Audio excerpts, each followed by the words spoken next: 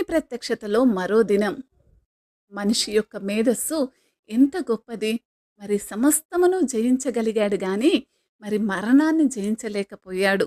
మనిషి శక్తి ఎంతవరకు ఉంది అంటే, డబ్బు, పేరు, హోదా ఇవన్నీ కూడా సంపాదించుకోగలడు. కానీ ఇవన్నీ శాశ్వతమా?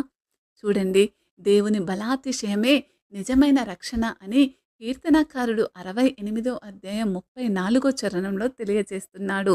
దేవునికి బలాతిశయమునారోపించుడి, మహోన్నతుడైన ఆయన ఇశ్రాయేలు మీద ఏలుచున్నాడు, అంతరిక్షమున ఆయన బలాతిశయం ఉన్నది అని కీర్తనకారుడు దేవుడు ఇశ్రాయేలు మధ్యలో ఏలుతున్నాడు అని ప్రకటిస్తున్నాడు. అయితే దేవుడు ఇశ్రాయేలు మీద రాజుగా ఆయన తన ప్రజలకు రక్షణ, న్యాయం, దీవెనలను ఇస్తున్నాడు. అంతరిక్షమును ఆయన బలాతిశయము అంటే ఆయన శక్తి మానవుల కంటే చాలా ఎక్కువ. సృష్టిలో అన్ని శక్తులపై ఆయనే అధికారమని తెలియజేస్తుంది.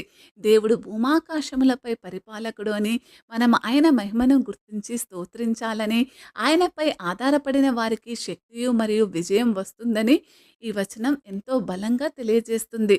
అయితే దేవుని బలం అపారమైనది. దేవుని రాజ్యం మన రక్షణకు మూలం.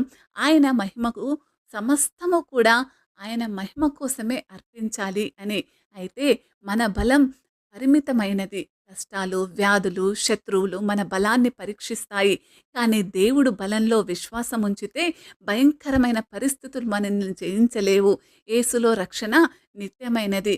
మరి మొదటి సమూయేలు గ్రంథం 17వ అధ్యాయంలో చూసినట్టయితే, ఫిలిష్తీయుల సైన్యం ఇశ్రాయేలు సైన్యాన్ని భయపెడుతుంది. గొలియాతు 9 అడుగుల పొడవు అనుభవజ్ఞుడైన యోధుడు. ఇశ్రాయేలు సైన్యం భయంతో వణికింది. దావీదు దేవుని బలంపై విశ్వాసం ఉంచాడు. ఈ యుద్ధం యెహోవాదే అని 47వ వచనంలో అంటూ తన బలంపై ఆధారపడలేదు. దేవుని పేరే మరియు బలాతిశయాన్ని ప్రకటిస్తూ, మరి దేవుని యొక్క బలం మీద ఆధారపడుతూ ఒక చిన్న రాతితోనే గొల్యాతును జయించాడు. ఇశ్రాయేలు ప్రజలు దేవుడి బలాన్ని చూశారు. దేవునికి మహిమ అర్పింపబడింది. ఈ సంఘటన ఇక్కడ చూస్తున్నామో, దేవుని బలాతిశయమే విజయం తెచ్చింది అని. మన బలహీనతలో దేవుని బలం మనకు సాక్షిగా ఉంటుంది. మన బలం తాత్కాలికం, దేవుని బలం శాశ్వతం. ప్రతి పరిస్థితిలో ఆయన మహిమను చాలి. భయాలు, సమస్యలు, పాపాలు, గొల్యాతులను యేసుకు అప్పగించండి. ఆయన బలమే మీ విజయానికి హామీ. యేసులో రక్షణ పొందితే నిత్యము విజయం మీదే. అయితే మన బలంపై ఆధారపడి ఉండటం వ్యర్థం. నిజమైన విజయం యేసుక్రీస్తులో ఉంది.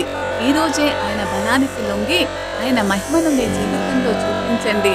మీ పాపం, మీ